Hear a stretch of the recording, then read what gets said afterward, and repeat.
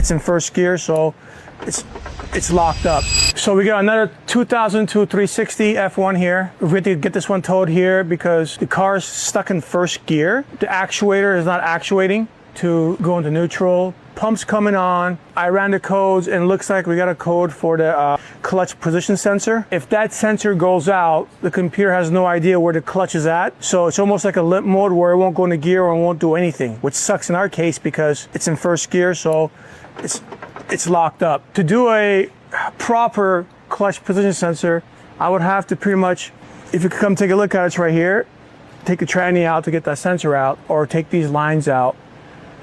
I usually like to take the tranny out because what happens is that at the same time I'll do the sensor, the thrust bearing, and the clutch itself, because most likely, because this car hasn't had it, it's going to need it. It saves time and labor for the customer. But I will do more diving with my Ferrari tester and see if that's exactly what it is and kind of go from there. We'll keep you guys updated to see what I found.